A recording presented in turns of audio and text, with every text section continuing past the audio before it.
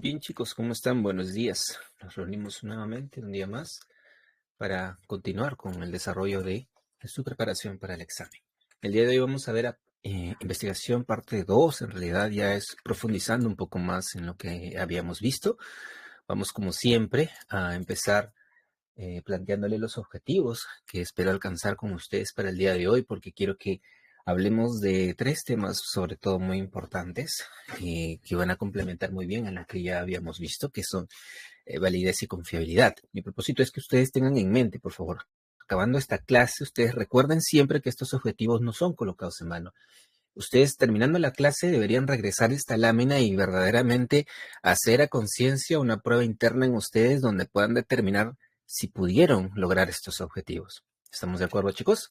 La idea es que puedan repasar esto las veces que sean necesarias hasta que alcancen estos objetivos. No están colocados por que simplemente me dieron la gana. Sí, quiero que tengan eso presente. Avancen teniendo en cuenta ello. Ok, entonces hoy quiero que diferencien validez y confiabilidad, que puedan reconocer qué es objetividad, chicos, que va a ser muy importante en el examen. Ok, quiero que identifiquen los instrumentos de recolección, además de que puedan diferenciar esos famosos tipos de muestreo que muchas veces pueden confundirse, no se tienen claro exactamente a qué se refieren. Bien, finalmente, como de costumbre, vamos a resolver algunas preguntas al estilo Serums. No sin antes empezar por nuestro pretest. En la clase anterior habíamos repasado un poco lo que es interculturalidad, bien, en una posición un poquito más profunda, digámoslo así, ¿ok? Entonces veamos, ¿cómo llegamos? Primera pregunta, chicos, a ver, la adaptación, palabra clave, ya, empieza de frente, ¿no? Adaptación es adecuación intercultural, perfecto. Palabras asociadas, recuerden, asocien palabras, chicos, esa es la idea. En el examen va a funcionar así. Identifiquen palabras clave. Pregunta número 2, el parto vertical es un ejemplo de parto vertical. Cuando ofrecemos esta posibilidad, exactamente, adecuación intercultural. Un ejemplo justamente de adaptar el servicio, ¿no? Muy bien. Siguiente pregunta y empezamos. A ver, ¿cuál es una barrera cultural en las siguientes alternativas, chicos? Veamos. El idioma, el presupuesto, la infraestructura, barrera cultural. Exacto, por descarte nada más, ¿no? Inclusive podemos sacarlo, aunque también por asociación. Bien, chicos, como ya es un hábito en nosotros, vamos a plantearles una pregunta a la cual ustedes al final deben regresar también a esta lámina o durante el transcurso de la clase poder reflexionar en ella y que tengan la posibilidad de responderla, ¿no? Entonces, veamos. Un investigador, chicos, está creando un cuestionario para medir ansiedad. Los expertos están afirmando que las preguntas sí miden ansiedad, lo ha validado por juicio de expertos. Miren qué interesante, ¿no? Pero cuando se aplica 2 veces produce resultados muy distintos. Entonces, ¿aquí qué está pasando, chicos? ¿Cuál creen que es el problema? ¿De validez o de confiabilidad? Porque, no, miren la situación que les están colocando. Bien, la idea de avanzar la clase y desarrollarla y luego finalizarla es que ustedes tengan la capacidad de poder responder esto de manera sensata, con mucha seguridad de su parte, ¿sí? Así que vamos a empezar con ello, chicos. Veamos. En la parte 1 vamos a ver los 3 conceptos que son más preguntados en el examen. Vamos a empezar por ahí porque este es lo de más alta rentabilidad. ¿Ok, chicos? Entonces empecemos hablando del primero, ¿no? La validez, chicos. La validez. La pregunta clásica en el examen Serums que les va a venir, chicos, respecto a esta, digamos, este planteamiento, es, ¿el instrumento mide realmente el concepto? Y si la respuesta es sí, chicos, entonces estamos hablando de que hay validez. Te repito, validez es si el instrumento mide lo que debe medir. Si el instrumento mide realmente el concepto que pretende medir para lo que fue diseñado, entonces es válido.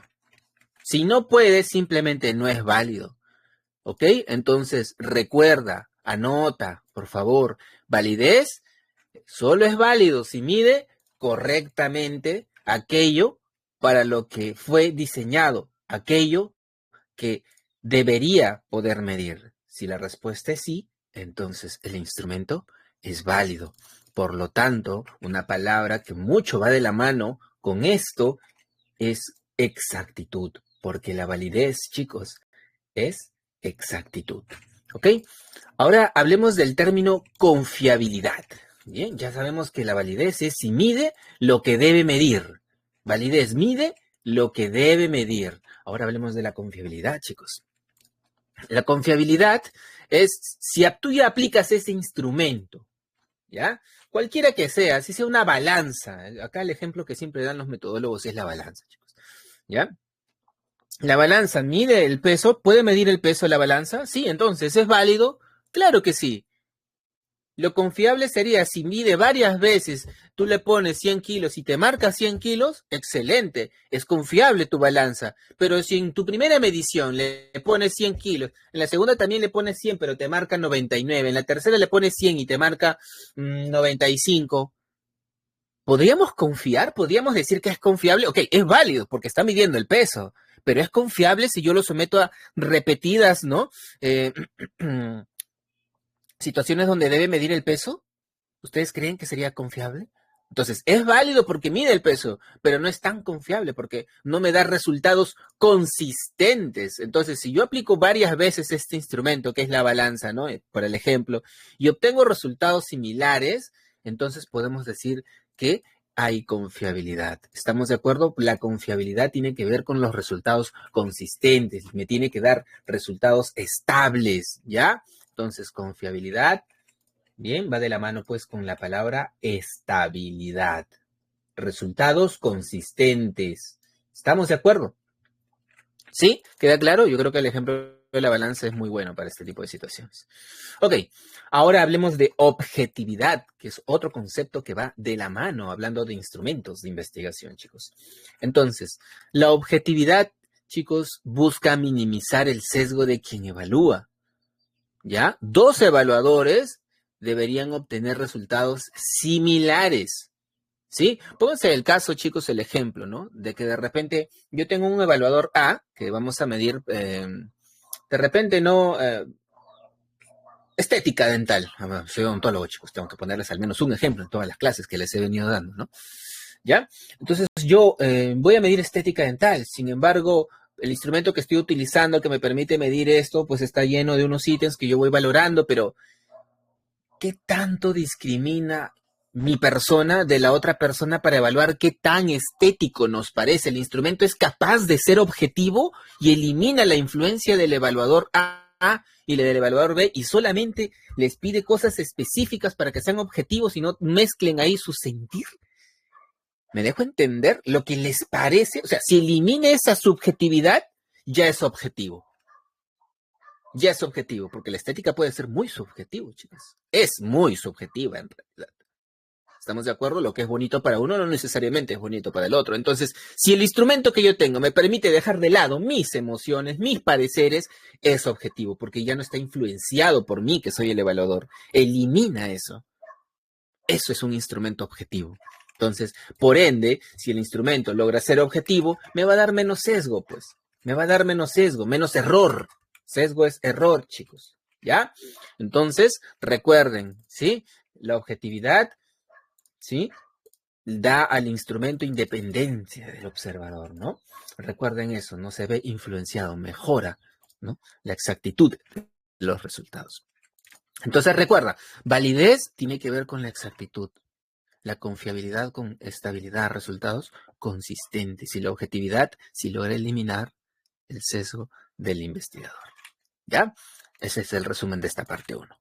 Ahora hablemos de la parte 2, chicos. Vamos ahora a tratar sobre los instrumentos de recolección. ¿Ok? Los instrumentos de recolección. Entonces, hablemos pues de uno de los más utilizados, ¿no? Hablemos de uno de los más utilizados. Sobre esto realmente tengo una postura, chicos, ¿ok? Pero vamos a adaptarlo a lo que está entendiendo los que diseñan el examen, no lo que yo pienso. Estoy tratando de ser objetivo.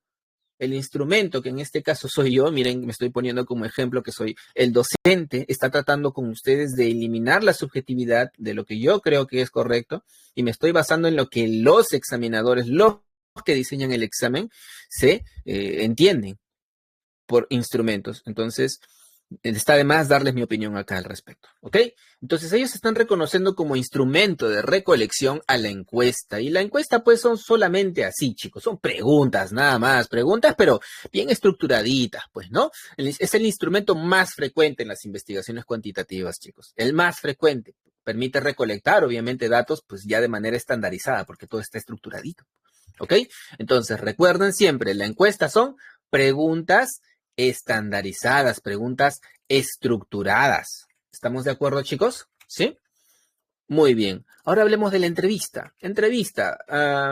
¿Qué podemos decir de la entrevista? La entrevista simplemente es una interacción, pues, chicos. Es una interacción. ¿Entre quién? Entre el investigador y el participante. No hay más, eso es todo. Eso es una entrevista. Tenemos al investigador y al participante y los dos están interactuando, pues, en una charla muy amena y en la que se le están, pues, ¿no? Obteniendo algunos información relevante para el estudio. Entonces, este de acá es muy utilizado, sobre todo, pero ya en los estudios cualitativos, donde aquí yo exploro pues las percepciones, las experiencias, ¿no? De los investigados en este caso, mientras que la encuesta ya son preguntas estructuradas que se les va a entregar normalmente porque se les entrega, puede ser autoaplicada, autoadministrada o que simplemente va a haber ahí una persona a cargo que la va a realizar.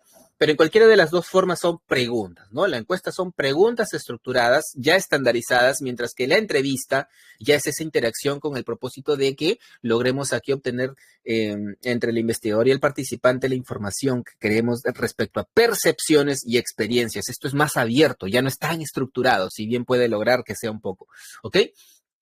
Entonces recuerda, ¿no? En la entrevista busca ya obtener quizás información un poco más profunda en ese sentido, ciertamente, ¿no? Por eso es que es para los estudios cualitativos, ¿ya? Entonces, recuerda mucho ello, ¿ok? Ahora hablemos de la lista de chequeo, chicos. La lista de chequeo, ¿qué les suena, pues, chicos, no? Simplemente es una lista donde yo voy a verificar, ¿no? El cumplimiento de criterios específicos, pues, chicos.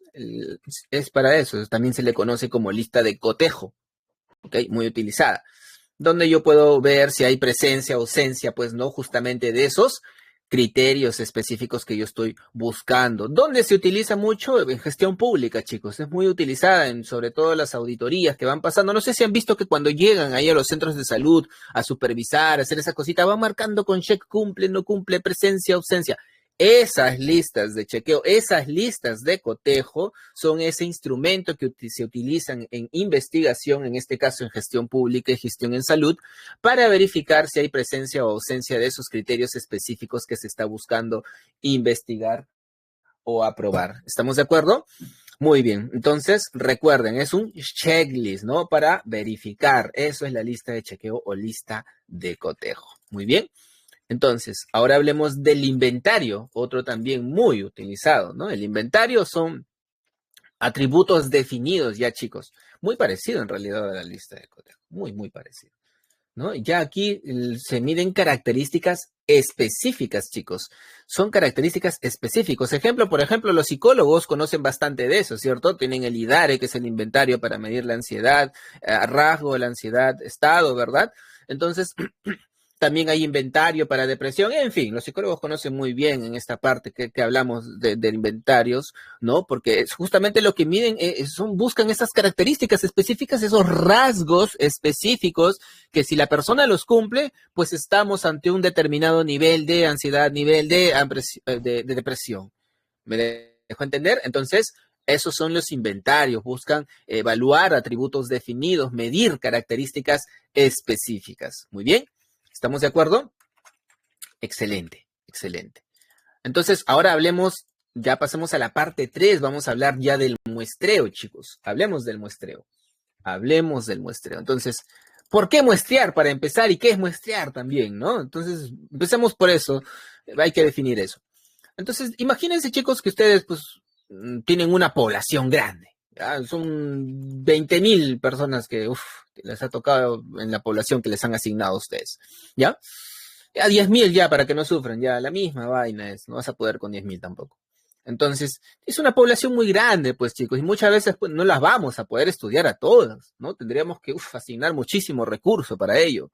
No es imposible, pero digamos que en cuanto a recursos económicos y de personal humano, sí va a ser bastante costoso y hasta a veces un poco tedioso, ¿no? Entonces, cuando tenemos esa población grande y no la podemos estudiar justamente, es por eso que seleccionamos una muestra, es decir, un pedacito, ¿no? Un pedacito de esa población, una parte de esa población, porque la muestra, chicos, representa a una parte de la población. Entonces, por eso muestreo, pues, ¿no? Porque si no sería inviable de cierta manera mi estudio, ¿no?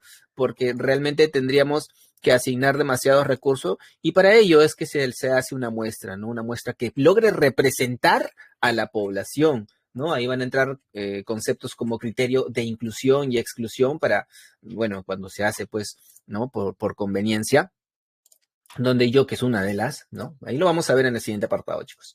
Donde yo logre, pues, esa muestra, el objetivo final es que logre representar realmente a la población. Ese pedacito de personas que yo voy a escoger de la población, esa muestra que voy a escoger, tiene que lograr representar las características de la población, de esas 10.000 personas. Muy bien.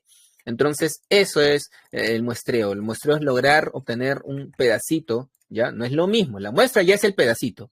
El muestreo es el proceso por el que yo voy a pasar de una población grande a una muestra para que puedan participar en mi estudio. Es todo el proceso como tal, ¿ya? Ok, entonces, hablando pues de muestreo, vamos a hablar del muestreo no probabilístico.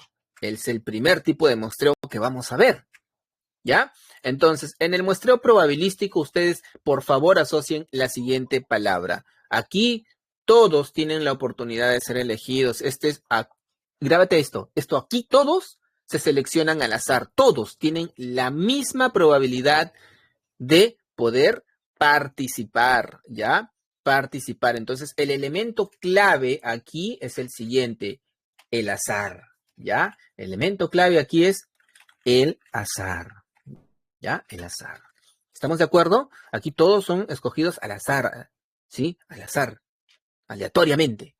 Todos tienen la misma posibilidad bajo ese precepto. Si todos tienen la misma posibilidad, pues yo lo voy a escoger al azar, ¿cierto? Por simplemente, ¿no? A manera aleatoria, entonces todos van a tener pues la misma probabilidad de poder ser escogidos, de poder participar dentro del estudio, ¿ok? Entonces recuerda, probabilístico, azar, ¿ya? Ahora hablemos del muestreo no probabilístico. Es todo lo contrario, chicos. Todo lo contrario. Aquí ya la selección obviamente no es aleatoria, pues. No va a ser aleatoria. Aquí no es al azar, ya. Esto es muy frecuente en tesis, chicos. Ya, el muestreo por conveniencia, aquí es donde entra. Porque ya no los eligen, pues, al azar, suerte. No, no, no. Aquí ya son elegidos por criterios, ¿no? Del investigador. Exactamente, ¿ya? Entonces, no probabilístico, cuando les llegue esto de acá, probablemente en el examen les va a venir pues uno de ellos que es el por conveniencia, el no probabilístico. ¿Estamos? Aquí se utiliza mucho el muestreo por conveniencia, chicos, ¿ya? ¿Listo? Muy bien, vamos a afianzar esta parte con algunos casitos, ¿sí? Algunos casitos que les van a poder venir en el examen, muy parecidos. Y vamos a hablar del instrumento. Entonces, a ver, recordemos, primera pregunta. Recuerda, en la sección de preguntas, pausa el video para que puedas responder y luego verifica con la respuesta que yo doy. ¿Estamos de acuerdo? Un instrumento mide realmente de presión. Mira, nos está diciendo que el instrumento mide realmente de presión. O sea, es válido, exactamente. Acuérdate de la pesa, acuérdate de la balanza, ¿sí? ¿Mide realmente el peso? Por supuesto que sí, ¿vale? Ahora, ¿qué tan exacto sea? ¿Qué tan repetibles y consistentes sean los resultados que me va a dar? Eso es otra cosita y luego vamos a ver, ¿no? Entonces, recuerden siempre. A ver, pregunta abierta ya, pregunta abierta. Analicemos. Al aplicar un cuestionario 2 veces, se están obteniendo resultados. Mira, han aplicado el cuestionario 2 veces, ¿ya? Y se está obteniendo resultados similares. Muy bien, obtienen resultados similares. Palabra clave. ¿Qué característica es? Confiabilidad, así es. Confiabilidad. Muy bien, chicos. Con eso en mente, vamos a tener ahora la siguiente pregunta. Les hago ahora. 2 evaluadores, dice, 2 evaluadores están obteniendo resultados semejantes, estos 2 evaluadores. ¿Cómo se llama eso? ¿Qué característica refleja mejor este concepto? Evidentemente, así es, chicos, es objetividad. ¿Por qué? Porque me da a mí a pensar que el instrumento realmente está logrando, es válido, probablemente, es confiable porque también, ¿no? Vamos a asumir eso, pero al hablarme de que dos evaluadores que lo están aplicando y que están obteniendo, a pesar de ello, resultados semejantes, es que ha logrado eliminar la subjetividad. Por lo tanto, es objetivo. Está midiendo resultados y son semejantes y aplicados por dos investigadores todavía, ya no uno, dos. Estamos haciendo esa verificación para ver si es objetivo. ¿Estamos de acuerdo? Muy bien. Ahora, siguiente pregunta, chicos. Tenemos a un investigador que está, dice, seleccionando participantes con los que dispone por el momento. ¿Ya? Selecciona participantes que ahorita están disponibles, son los que tiene a la mano. Ahí habrá aleatoriedad. ¿Serán al azar? Aquí ya no son al azar, son los que dispone por el momento. Eso es por conveniencia, chicos, ¿ya? Por conveniencia. Recuerden entonces, hagan una pausa aquí de 3 minutos para que pausen también un poco su cerebro, que yo sé que para esta parte viene un poco acelerado. Entonces, la validez, recuerda en tu mente mientras vas a hacer esta pausa, recuerda levantarte, estirarte, tomar un vaso de agua, respira, ¿sí? Mira un horizonte lejano y reflexiona. Repasa en tu mente. Validez, ¿mide realmente lo que debe medir? Confiabilidad, ¿es consistente? Si yo mido varias veces, ¿me va a dar resultados muy semejantes, muy parecidos? ¿Y es objetivo? ¿Elimina el sesgo del investigador? Cuando yo pongo a 2 o 5 personas a medir, ¿ambos obtienen los mismos resultados similares? Si es así, es objetivo, es válido y es confiable. ¿Ok? Y eso es lo que buscamos de un instrumento, chicos. Eso es lo que buscamos de un instrumento. Entre otras cosas, en realidad, pero para el Seruns esto es lo que más es rentable. ¿Ok? Bien, espero que hayas pausado el video por 3 minutos y hayas reflexionado. Yo no puedo hacer eso, así que vamos a continuar en este caso por el post-test. Entonces, preguntas ping-pong, ya saben que el post-test es rápido, ¿ok? Pregunta número 1, ¿qué es la validez? ¿Qué es la validez, chicos? Sí, ya. Mide lo que pretende, exactamente. Mide lo que debe, ¿ya? Mide lo que debe. No olviden ello, ¿sí? Si el instrumento puede medir para lo que fue creado, ¿no? La balanza, ¿mide el peso? Sí. Si yo mido 100 veces con una barra de 100 kilos, las 100 veces me dará 99 o 100 kilos, es decir, resultados similares, entonces el resultado de esa balanza es confiable. ¿Estamos bien? Muy bien. ¿Ustedes creen que la balanza en ese mismo sentido logra eliminar la subjetividad del investigador? Por supuesto, pues chicos, la balanza va a medir independientemente de quién la utilice, va a medir.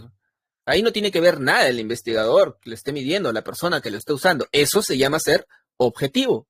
Entonces, repito, la balanza mide lo que de verdad pretende medir, es decir, mide el peso, porque la balanza fue diseñada para pesar, así de simple. Entonces, ¿mide el peso? Sí, es válido. Si yo coloco 100 kilos siempre ahí, porque yo sé que esa barra está a 100 kilos y está calibrada, y me da siempre el resultado 100 kilos, 99.9, varias veces, por más que yo lo pongo 100 veces y me da el mismo resultado, ¿qué quiere decir que es? Confiable. Exacto. Y por último, aquí el investigador podrá emitir ¿podrá cambiar estos resultados al usar la balanza según lo que él opine? No, ¿verdad? Entonces se elimina el sesgo y eso se llama ser un instrumento objetivo. Perfecto. Con que se lleven eso de esta clase, tengo bastante, chicos. Entonces, repitamos, ¿qué es validez? La capacidad de medir para lo que instrumento fue diseñado. Exacto, lo que pretende medir, ¿ya? Confiabilidad, entonces, estamos hablando de si los resultados son reproducibles de manera consistente, ¿ya? Por último, si hablamos de objetividad, estamos haciendo de que el instrumento logre la ausencia de la influencia del evaluador. ¿Estamos de acuerdo? Muy bien. Ahora, pregunta. ¿Qué instrumento se usa frecuente en estudios cuantitativos? Les puse un ejemplo. ¿Qué instrumento, verdad, se usa muy frecuentemente? La encuesta, no lo olviden. La encuesta es muy utilizada en estudios cuantitativos, chicos, ¿ya? La encuesta, chicos, no lo olviden. ¿Listo? Ahora, ¿qué caracteriza el muestreo probabilístico? ¿Por qué se caracteriza este tipo de muestreos? El azar, la aleatoriedad, muy bien, así, simple. ¿Estamos de acuerdo? Excelente, chicos. Entonces, con esto damos por terminada la parte 2 de investigación. El mapa mental se lo vamos el día de hoy a compartir a los chicos de YouTube también para que tengan. El flashcard un poco más colorido se les va a estar pasando a ustedes por interno, ¿sí? Pero para la comunidad de YouTube, para que tengan la estructura, les vamos a obsequiar también el día de hoy el mapa mental. Entonces, ese es el mapa mental de nosotros. Y nos vemos, pues, chicos. Espero que les haya gustado esta clase. Saben, pueden suscribirse si es de su agrado. Aquí los vamos a estar recibiendo con mucho afecto, preparándolos para su examen, que es el objetivo de este canal. Un abrazo, cuídense mucho, un saludo y nos vemos en la siguiente clase, chicos. Hasta luego.